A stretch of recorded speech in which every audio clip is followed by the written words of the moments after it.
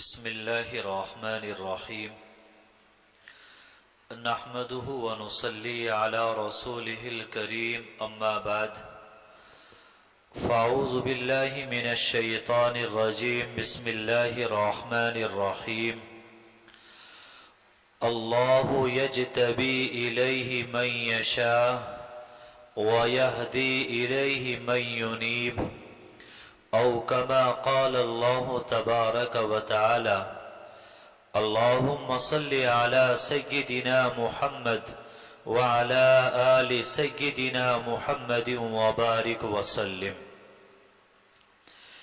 میرے محترم بزرگوں اور عزیز ساتھیوں، قرآن کی جو آیت کریمہ آپ حضرات کے سامنے تلاوت کی ہے، اس میں اللہ تعالیٰ نے فرمایا کہ اللہ جس کو چاہتا ہے اپنی طرف جذب کر لیتا ہے، اور جو بندہ اللہ کی طرف چلنا چاہتا ہے تو اللہ تعالیٰ اس کو بھی ہدایت دے دیتے ہیں اور اپنا بنا لیتے ہیں۔ حضرت ثابت بنانی رحمت اللہ علیہ ایک بہت بڑے اللہ والے گزرے ہیں اور یہ تابعین میں سے ہیں۔ ایک مرتبہ اپنے خادم سے کہنے لگے کہ اللہ مجھے یاد کر رہا ہے۔ تو خادم نے سوال کیا کہ آپ کو کیسے پتا چلا کہ اللہ تمہیں یاد کر رہا ہے؟ تو ہاتھ میں تسبیح تھی، تسبیح دکھائی اور کہنے لگے کہ اللہ نے قرآن میں فرمایا ہے فَاذْكُرُونِي، کہ تم مجھے یاد کرو، تو میں اللہ کو یاد کر رہا ہوں، اور اللہ نے یہ وعدہ کیا ہے اذکرکم، کہ میں تمہیں یاد کروں گا۔ تو جب میں اللہ کو یاد کر رہا ہوں تو اللہ نے وعدہ کیا ہے، تو وعدے کے مطابق اللہ بھی مجھے یاد کر رہا ہے۔ ایک حدیث پاک کے اندر آتا ہے، فرمایا کہ اگر تم مجھے اپنے دل میں یاد کرو گے تو میں بھی تمہیں اپنے دل میں یاد کروں گا، اور اگر تم مجمع میں یاد کرو گے تو میں تمہیں مجمع میں یاد کروں گا، یعنی یاد تنہائی میں یاد تنہائی ملے گی، اور یاد اجتماعی میں یاد اجتماعی ملے گی۔ ہم سب یہاں مل کر اللہ کو یاد کرنے کے لیے آئے ہیں، اس لیے جمع ہوئے ہیں، تو انشاءاللہ ہمارا تذکرہ آسمانوں میں فرشتوں کے درمیان ہو رہا ہے۔ اب اللہ نے قرآن کے اندر جو یہ فرمایا فَاذْكُرُونِي أَذْكُرْكُمْ، کہ تم مجھے یاد کرو میں تمہیں یاد کروں گا، تو ہم اللہ کو کیسے یاد کریں؟ بیان القرآن کے اندر حضرت مولانا اشرف علی تھانوی رحمت اللہ علیہ انہوں نے فرمایا فَاذْكُرُونِي بِالْإِطَاعَةِ، اللہ فرما رہے ہیں کہ تم مجھے یاد کرو اطاعت و فرما برداری کے ذریعے۔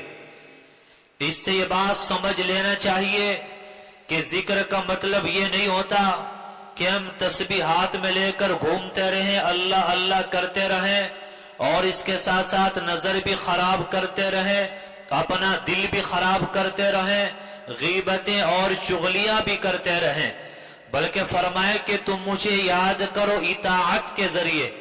اطاعت کا مطلب یہ ہے کہ تم یہ دیکھو اللہ تعالیٰ اس وقت تم سے کیا چاہ رہا ہے اور تم اس پر عمل کرو۔ مثال کے طور پر آپ اپنے گھر کے اندر داخل ہوئے، داخل ہونے کے بعد پتا چلا کہ آپ کی والدہ بیمار ہیں یا آپ کے والد بیمار ہیں اور انہیں دوائی کی ضرورت ہے، آپ نفلیں پڑھنے کے لیے کھڑے ہو گئے، آپ تسبیح لے کر ذکر کرنے کے لیے بیٹھ گئے، یا آپ کسی اور کام میں لگ گئے، تو آپ نے اللہ کے حکم کو پورا نہیں کیا۔ اس وقت میں اللہ کا حکم یہ ہے کہ آپ تسبیح کو چھوڑیں، آپ نفل کو چھوڑیں، پہلے والد اور والدہ کی خدمت کریں۔ آپ گھر میں گئے، آپ کی بیوی بیمار ہیں، یا آپ کے گھر میں مہمان آئے ہیں، چائے بنانی ہے، دودھ نہیں ہے، آپ تسبیح لے کر بیٹھ گئے، تو اس وقت کا ذکر یہ ہے، شریعت کا تقاضا یہ ہے، اللہ کا حکم اس وقت کا یہ ہے کہ اب آپ جائیں، بیوی بیمار ہے، دوائی لے کر آئیں، یا گھر میں جس چیز کی ضرورت ہے آپ اس کو پورا کریں، یہ بھی اللہ کا ذکر ہے، یہ بھی اللہ کی اطاعت ہے، اور یہ بھی اللہ کی فرما برداری ہے۔ اگر ہم لوگ یہ سوچیں گھر گئے اور بیوی کے ساتھ بولنے کے لیے تیار نہیں، اور گھر میں گئے مزاج چڑچڑاپن ہے، مراقبے میں آنکھیں بند کر کے آپ بیٹھے ہوئے ہیں، آپ سمجھ رہے ہیں کہ میں کہاں ہوں؟ آسمان پر ہوں۔ اگر اللہ کو آسمان پر بٹھانا ہوتا تو اللہ آپ کو فرشتہ بنا دیتا۔ اللہ نے آپ کو انسان کیوں بنایا؟ انسان اسی لیے بنایا کہ آپ اللہ کے حقوق بھی ادا کریں، اور جو اللہ کے بندے ہیں آپ ان کے حقوق بھی ادا کریں۔ آج ہم لوگوں کو یہ بڑا دھوکہ ہو گیا کہ دین کے نام پر اور اپنے آپ کو نیک سمجھ کر کسی حد تک اللہ کے حقوق ادا کرنے کی فکر ہو گئی تو بندوں کے حقوق سے غافل ہو گئے۔ کیا پیغمبر علیہ السلام ازواج مطہرات کے حقوق ادا نہیں کرتے تھے؟ کیا پیغمبر علیہ السلام عام مسلمانوں کے حقوق ادا نہیں کرتے تھے؟ کیا ہم لوگ پیغمبر کا طریقہ چھوڑ کر ہم کبھی اللہ والے بن سکتے ہیں؟ پیغمبر کے راستے سے ہٹ کر کیا ہم اللہ کی محبت کو یا ہم اللہ کو پا سکتے ہیں؟ ہرگز نہیں پا سکتے۔ پیغمبر علیہ السلام نے ایک ایک چیز کی طرف ہماری رہنمائی فرمائی ہے، ہمیں بتایا گیا کب آپ کو کیا کرنا ہے، کب آپ کو کیا کرنا ہے، ایک ایک چیز بتا کر پیغمبر علیہ السلام اس دنیا سے تشریف لے گئے ہیں۔ تو فرمایا کہ تم مجھے یاد کرو اطاعت کے ذریعے۔ اللہ کیسے یاد کرے گا؟ فرمایا اذکرکم بالعنایتی، میں تمہیں عنایت کے ساتھ، مہربانی کے ساتھ یاد کروں گا۔ اللہ تعالیٰ یاد تو سب کو کرتے ہیں، اللہ کو کافر بھی یاد ہیں، لیکن کافر، فاسق، گنہگار اللہ ان کو یاد کرتے ہیں غصے کے ساتھ، غضب کے ساتھ، ناراضگی کے ساتھ۔ اور جو اللہ کو یاد کرتا ہے، اللہ کی اطاعت و فرما برداری کرتا ہے، تو اللہ اس کو یاد کرتے عنایت کے ساتھ، مہربانی کے ساتھ اور محبت کے ساتھ اللہ تعالیٰ اس کو یاد کیا کرتے ہیں۔ تو اللہ نے یہ فرمایا کہ بعض بندے وہ ہیں جن کو اللہ جذب کر لیتا ہے، بعض وہ جو اللہ کی طرف چلنا چاہ رہے ہیں تو اللہ تعالیٰ ان کے لیے راستے بنا دیا کرتا ہے۔ مثال کے طور پر آپ کی گاڑی اور ڈرائیور باہر کھڑے ہیں، اب آپ اپنے مکان میں بیٹھے رہیں تو کیا گاڑی کا ڈرائیور آپ کے لیے کھڑکی کھول دے گا؟ آپ چل کر آئے، گاڑی کے قریب آئے، فوراً کیا کرے گا؟ اگر ڈرائیور ہے فوراً آپ کے لیے کھڑکی کھولے گا۔ تو ہم اللہ کی طرف چلنا نہ چاہیں، ہم اللہ والا بننا نہ چاہیں، اپنی ناجائز خواہشات کا، ناجائز تمناؤں کا ہم لوگ خون کرنا نہ چاہیں، اور ہم سوچیں کہ اللہ تعالیٰ ہمیں سوتوں کو اپنا ولی بنا لے۔ بھائی آپ چلو گے، ڈرائیور کھڑکی کھولے گا گاڑی کی، تو اسی طرح ہم اللہ کی طرف چلنے کی کوشش کریں گے تو اللہ بہانے بنائے گا، اللہ راستے بنائے گا، اور پھر اللہ تعالیٰ ہمیں اپنا بنا لے گا۔ جب اللہ تعالیٰ کسی کو اپنا بنانا چاہتے ہیں تو کیا پتہ چل جاتا ہے؟ بالکل پتہ چل جاتا ہے۔ آپ کا ایک 2 سال کا بچہ ہے، آپ کا کرتا پکڑ کر اگر کھینچے آپ کو پتہ چلے گا نہیں؟ تو ایک 2 سال کا بچہ آپ کا دامن پکڑ کر کھینچے آپ کو پتہ چل جاتا ہے اللہ ہمیں اپنی طرف کھینچے، اتنے طاقتور اللہ، تو ہمیں پتہ نہ چلے، ایسا نہیں ہو سکتا۔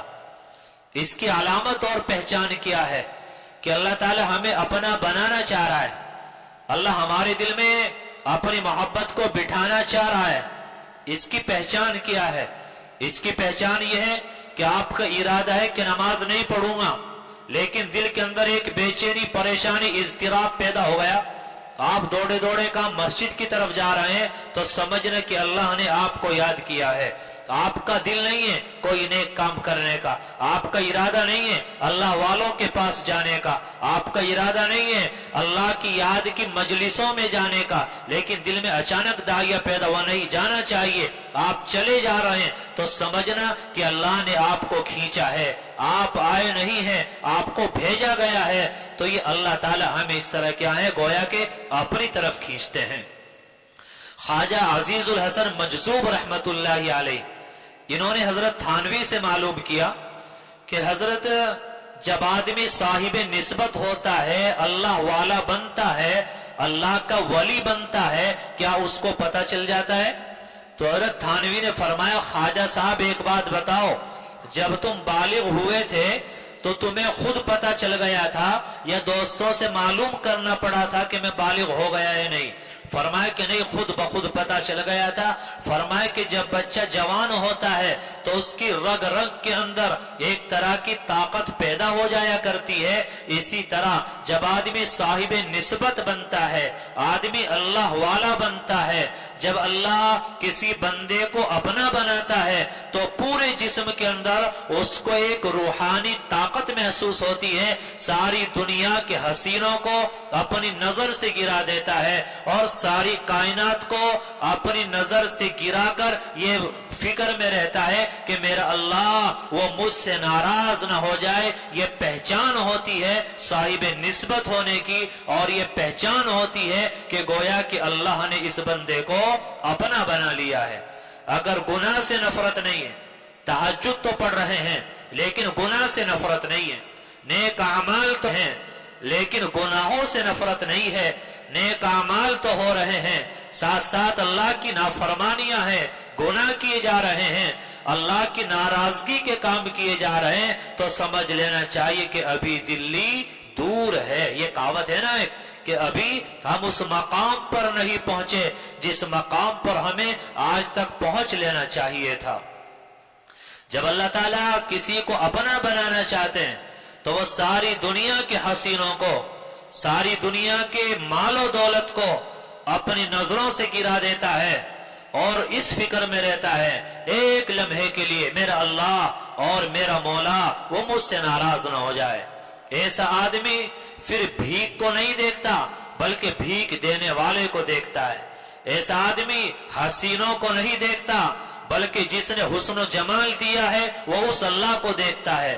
फिर वो मालो दौलत को नहीं देखता बल्कि जिसने मालो दौलत अता किया है उसकी नजर हर किसी से कट जाती है और दिल का कनेक्शन और उसकी नजर वो अल्लाह पे जाकर ठहर जाती है। ये मतलब होता है साहिब निस्बत होने का, और ये मतलब होता है कि अल्लाह ने अपना बनाना शुरू कर दिया। अब हम अल्लाह की तरफ चल चुके हैं, अब दिल में नूर आना शुरू हो गया।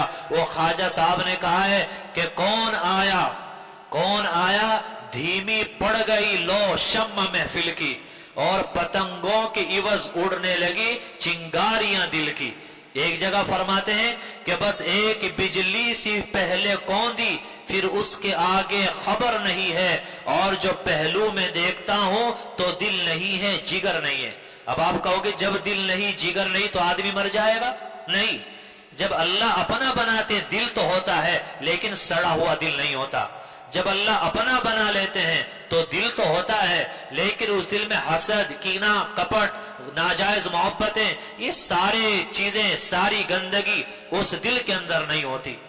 जो देखता हूं पहलू में तो दिल नहीं है जिगर नहीं है, यानी ख्वाहिशात वाला, अल्लाह की नामर्जी के कामों पर चलने वाला दिल और जिगर अब नहीं है। अब इस दिल को अल्लाह ने अपना अर्श बना लिया है। मौलाना रूमी रहमतुल्लाहि अलैहि फरमाते हैं कि बाज इंसान वो होते हैं कि उनके दिल के अंदर मटेरियल होता है। मटेरियल का मतलब यह है जैसे माचिस है, माचिस के अंदर तीली होती है, तीली पर मसाला लगा होता है, तो क्या वो खुद ब खुद जल जाता है? रगड़ना पड़ता है। जैसे रगड़ते हैं आग जल जाती है। तो फरमाए कि बाज इंसान हैं कि उनके दिल में मटेरियल मौजूद है।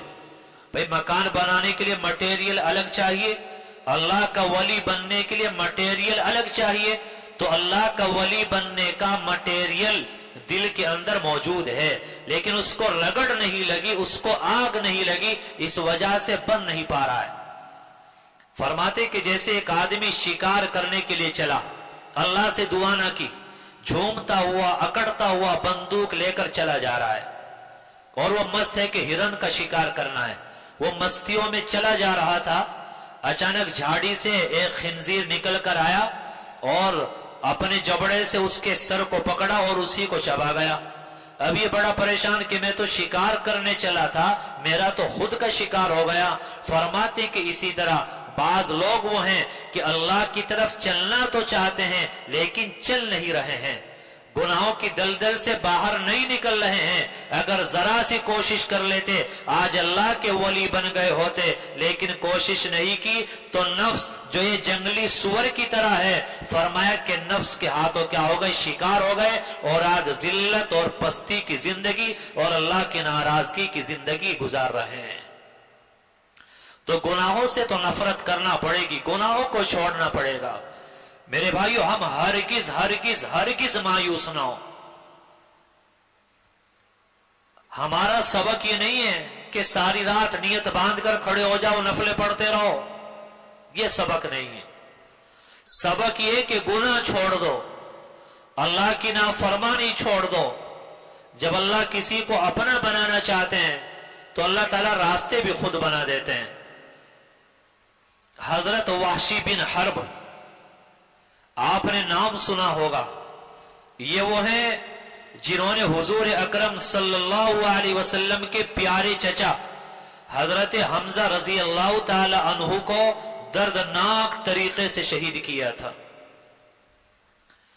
पैगंबर अलैहिस्सलाम को इतनी तकलीफ थी अपने चचा के शहीद होने की कि आपने कसम खाई थी कि चचा के बदले 70 काफिरों को कत्ल करूंगा। लेकिन अल्लाह ताला ने आयत नाजिल फरमाई, कहा वइन आक़बतुम फ़आक़िबू बिमिस्लि मा उक़िबतुम।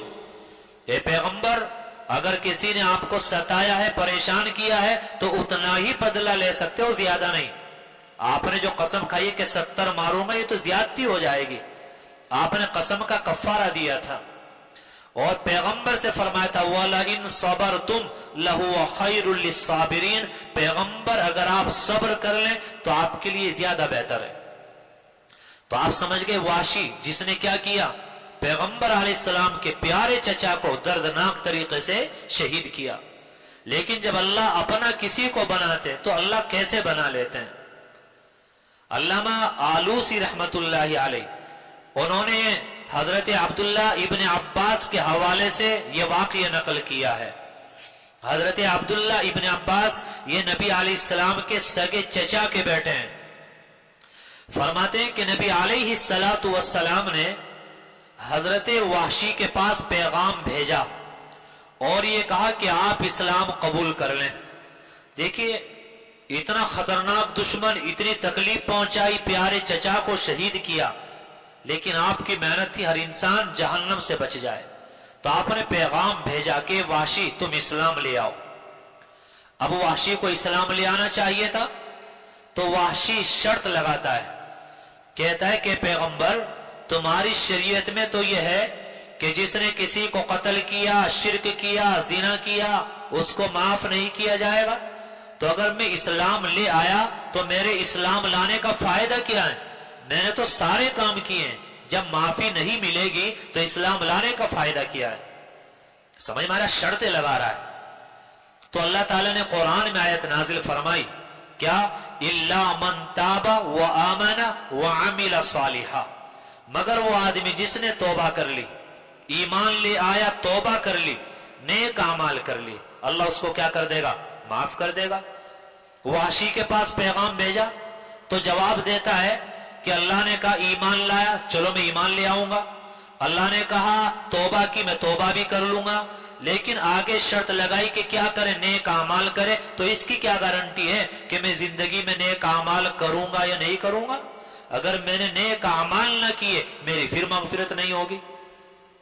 समझ रहे? देखो अल्लाह का प्यार तो देखिए, अल्लाह कितने मेहरबान और कितने दरगुजर करने वाले, कितने माफ करने वाले। एक तरफ इतने बड़े आदमी का कातिल है और इस्लाम लाने के लिए शर्तें लगा रहा है। अल्लाह ताला अपना बनाना चाह रहे हैं। क्या हुआ? अल्लाह ताला ने फिर आयत नाजिल फरमा दी, इन्नल्लाह ला यगफिरु अन युशरका बि व यगफिरु मा दून ज़ालिका लिमन यशा, कि जो आदमी शिरक न करे, अल्लाह चाहेंगे तो उसको क्या कर देंगे? माफ फरमा देंगे। तो वहशी फिर कहता है कि अल्लाह ने यहां तो अपनी मशीयत पर मुअल्लक किया है कि अगर शिरक न करे, जिसको चाहेंगे क्या कर देंगे। तो अगर मैं शिरक न करूं, क्या पता अल्लाह मुझे माफ करना चाहे या ना चाहे, तो क्या गारंटी है? समझ मारा कितना बड़ा कातिल है। اور نبی علیہ السلام اسلام کی دعوت دے رہے ہیں اور اللہ تعالیٰ کتنی مہربانی کر رہے ہیں. کیا کوئی ہم سوچے پڑے دشمن کے لیے ایسا کر سکتے ہیں؟ تو پھر شرط لگا دی. اب اللہ تعالیٰ نے آیت نازل فرمائی یا عبادی الذین اسرفوا علی انفسہم لا تقنطوا من رحمت اللہ. اے میرے وہ بندو جنہوں نے اپنے اوپر بہت ظلم کر لیا ہے، لا تقنطوا من رحمت اللہ، اللہ کی رحمت سے ہرگز مایوس نہ ہو. ان اللہ یغفر الذنوب جميعا، بے شک اللہ تمہارے تمام گناہوں کو معاف فرما دے گا. اب یہ آیت سنی، اس میں کیا فرمایا کہ اللہ تمہارے تمام گناہوں کو معاف فرما دے گا، اور انہوں نے اسلام قبول کیا. اب تک وحشی کہا جاتا تھا، قاتل حمزہ کہا جاتا تھا، اب کیا ہو گئے؟ حضرت وحشی بن حرب رضی اللہ تعالی عنہ ان کو کہا جانے لگا. تو دیکھیے اللہ جب کسی کو اپنا بنانا چاہتے تو کہاں سے نکال کر کتنی شرطیں لگائی، کتنے بڑے گناہ کیے، پھر بھی اللہ نے ان کو اپنا بنا لیا. اور اسلام لانے کے بعد ایک شخص ہوا ہے مسیلمہ بن کذاب، اس نے جھوٹا نبوت کا دعویٰ کر دیا. حضرت ابو بکر صدیق رضی اللہ تعالیٰ عنہ نے اس کے خلاف جہاد کیا. تو حضرت وحشی کے ذریعے اللہ تعالیٰ نے اس مسیلمہ بن کذاب کو قتل کرایا، تاکہ میرا وحشی جب قیامت کے دن آئے تو اس پر یہ داغ نہ ہو کہ حضرت حمزہ کا قاتل ہے. کیونکہ اگر بہت اچھے انسان کو قتل کیا ہے تو اللہ نے بہت برے انسان کو بھی اس سے قتل کرا دیا تاکہ معاملہ برابر ہو جائے. آپ بتلائیے اتنی مہربانی کون کر سکتا ہے؟ اگر ہم یہاں آئے ہیں اور ہم یہ سوچے ہم خود آ گئے، نہیں بھائی، یہ دھوکہ ہے. جو آئے ہیں تو لانے والا کوئی ہے، بھیجنے والا کوئی ہے. اور اللہ نے جو ہمیں یہاں بھیجا ہے، اپنے گھر میں بلایا ہے، اپنی یاد کی توفیق دی ہے. اللہ فرشتوں کے درمیان ہمیں یاد کر رہا ہے، تو اس کا مطلب یہ کہ اللہ ہمیں نوازنا بھی چاہتا ہے، اللہ ہمیں اپنا بنانا بھی چاہتا ہے. جب اللہ وحشی کو وہاں سے نکال کر اپنا بنا سکتا ہے تو میں اپنے گھر سے بازار سے نکال کر کیوں نہیں بنا سکتا؟ اور ہم تو اللہ کے گھر میں آ گئے، اللہ کو پانے کے لیے آ گئے، اللہ کی محبت کو حاصل کرنے کے لیے آ گئے، تو پھر اللہ ہمیں اپنا کیوں نہیں بنا سکتا؟ وہ بالکل ضرور بھی ضرور ہمیں اپنا بنائے گا. ایک واقعہ سنا کر گفتگو ختم کرتا ہوں. ایک واقعہ لکھا ہے کہ ایک شخص تھا جس کا نام تھا پیر چنگی. اللہ تعالیٰ نے بڑی اچھی آواز اس کو عطا فرمائی تھی، بانسری بجا کر گانا گایا کرتا تھا. لوگ جمع ہوتے، کوئی حلوہ دے رہا ہے، کوئی پیسے دے رہا ہے، کوئی تالی بجا رہا ہے، اور لوگ بھی بڑے خوش ہوتے تھے. جوانی تھی، چلتا رہا. جب بڑھاپا آیا آواز خراب ہو گئی. اب نہ کوئی گانا سننے والا، نہ کوئی حلوہ دینے والا، نہ پیسہ دینے والا، نہ کوئی کھانا کھلانے والا. اب یہ فقر و فاقے کی وجہ سے پریشان ہو گیا. اب اس کا کوئی خریدار نہ رہا، دنیا میں کوئی چاہنے والا نہ رہا. اس کو بڑا احساس ہوا کہ ساری زندگی جن لوگوں کو خوش کیا، جن کو گانا سنایا، جن کو راضی کیا، وہ سب کچھ میرے لیے کرتے تھے. آج ذرا سی آواز خراب ہو گئی، آج مجھے کوئی پوچھنے والا نہیں ہے. تو فقے کے عالم میں بھوک سے پریشان ہو کر بڑا بے چین تھا. قبرستان گیا اور کسی گڑھے میں جا کر لیٹ گیا اور کہنے لگا، اے اللہ، یہ تیرے بندے کیسے ہیں؟ جب تک آواز تھی، گانا اچھا لگتا تھا، مجھے کھلاتے رہے، پیسہ دیتے رہے، کباب کھلائے، مرغا کھلایا، حلوہ کھلایا. آج میری آواز نہ رہی تو سب نے منہ پھیر لیا، آج میرا کوئی نہیں. اللہ میں تیرے در پہ آ پڑا، اب چاہے تو مجھے جلا دیجئے، چاہے مجھے موت کی نیند سلا دیجئے، میں تو پہلے قبر میں آ کے پڑ چکا ہوں. اب کیا ہوتا ہے؟ جب انہوں نے کہا میں تو قبر میں آ کر پڑ چکا ہوں، اللہ تعالیٰ نے حضرت عمر فاروق رضی اللہ تعالی عنہ کو الہام کیا. کہا کہ عمر جاؤ، فلاں قبرستان کے اندر جاؤ، وہاں بھوک اور فقر و فاقے کی وجہ سے پریشان ایک بوڑھا آدمی وہ مجھے یاد کر رہا ہے. تم جاؤ، اس کی مدد کرو اور بیت المال سے اس کے لیے وظیفہ مقرر کرو. عمر فاروق رضی اللہ تعالیٰ نے فوراً دوڑے، قبرستان گئے, کبھی اس گڑھے میں جھانکتے ہیں, کبھی اس گڑھے میں جھانکتے ہیں, کبھی وہاں جھانکتے ہیں. جاتے جاتے گڑھے پر گئے تو دیکھا ایک بڑے میاں لیٹا ہوا ہے اور وہ اللہ سے باتیں کر رہا ہے, اللہ یا تو موت کی نیند سلا دیجئے یا مجھے جلا دیجئے, میرے کھانے کا کوئی انتظام کرا دیجئے, مجھے سب نے ٹھکرا دیا ہے. لیکن اے اللہ, جیسے اگر ماں باپ ہیں اور بچے کو فالج ہو جائے تو ماں باپ کبھی بچے کو ٹھکراتے ہیں نہیں, بھائی ٹھکرا دیں گے, بیوی ٹھکرا دے گی اور سب ٹھکرا دیں گے, ماں باپ کبھی نہیں ٹھکراتے. اللہ تیرے در پہ آ پڑا, سب نے ٹھکرا دیا, آپ بس آپ سے امید ہے. جیسے عمر فاروق رضی اللہ تعالیٰ عنہ نے جھانکا تو آپ کا رعب بہت تھا. اللہ تعالیٰ نے اتنا رعب عطا کیا تھا کہ ایک مرتبہ عمر فاروق رضی اللہ تعالیٰ چلے جا رہے تھے, صحابہ کرام ساتھ تھے, ذرا پیچھے مڑ کر دیکھ لے تو صحابہ کرام گھٹنوں کے بل گر پڑے تھے. اتنا رعب اللہ نے عطا کیا تھا. اب جیسے گڑھے میں جھانک کر دیکھا تو یہ بڑے میاں پڑا ہے, تو یہ دیکھ کر تھر تھر کانپنے لگا کہ اب تو کس کو پتہ لگ گیا, عمر کو پتہ لگ گیا. عمر رضی اللہ تعالیٰ نے فرمایا گھبراؤ نہیں, مجھے اللہ نے بھیجا ہے اور آپ کے لیے ہر مہینے بیت المال سے وظیفہ مقرر کیا جاتا ہے, آپ کو اتنا وظیفہ ملے گا, آپ کے کھانے کا انتظام کیا جا رہا ہے. اب اس کو آیا کہ دیکھو اللہ نے کیسی قدردانی کی, اللہ کو آج پکارا, اللہ نے آج اپنا بنا لیا, بانسری کو توڑا, فوراً اسلام قبول کیا اور بہت اونچے درجے کے پھر اللہ والوں میں بنا ہے. تو میرے بھائی, وحشی بن حرب جس نے حضرت حمزہ رضی اللہ تعالیٰ عنہ کو شہید کیا, اور یہ پیر چنگی کا واقعہ جو ابھی سنایا, ساری زندگی کہاں گزاری, معصیتوں میں, گانا گانے میں, گانا سنانے میں, اللہ کی ناراضگی کے کاموں میں. لیکن جب دل سے پکارا تو قبرستان, تنہائی, گڑھا, وہاں بھی اللہ نے سن لیا. اور صحابی رسول عمر فاروق رضی اللہ تعالیٰ عنہ کو ان کے پاس بھیجا. تو جب اللہ ان کی سن سکتا ہے, اللہ ہماری کیوں نہیں سنے گا؟ اللہ ان کو اپنا بنا سکتا ہے. آج ہم توبہ کریں گے تو اللہ ہمیں اپنا کیوں نہیں بنائے گا؟ میرے بھائی, وہ اللہ اپنا بنا لے گا. جب اللہ کسی کو اپنا بنانا چاہتے ہیں تو پھر اللہ تعالیٰ یہ اسباب بناتے ہیں, اللہ تعالیٰ اس طرح کے راستے بنا دیا کرتے ہیں. اب ظاہر سی بات ہے, اپنے گھروں سے آ کر, اپنے کام کاج کو چھوڑ کر, دوستوں کی محفلوں کو چھوڑ کر ہم جو اللہ کے گھر میں آئے, آپ بتائیے کیا اللہ نے ہمیں ویسے ہی بلایا یا اللہ ہمیں کچھ دینا چاہتا ہے؟ اگر اللہ کو محبت نہ ہوتی کیوں بلاتا؟ اللہ ہمیں اپنا بنانا نہ چاہتا تو یہاں بیٹھنے کی کیوں توفیق دیتا؟ یہ تو آرام کا وقت ہے, سونے کا وقت ہے, ہم بھی سو رہے ہوتے.